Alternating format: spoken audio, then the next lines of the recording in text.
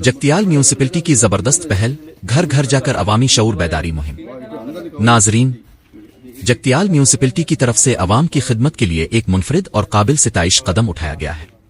100 دنوں پر مشتمل پروگرام کے تحت وارڈ 43 میں وہ گھر گھر آگاہی مہم شروع کی گئی ہے، جس کا مقصد عوام میں صفائی، صحت اور سرکاری اسکیموں سے متعلق معلومات عام کرنا ہے۔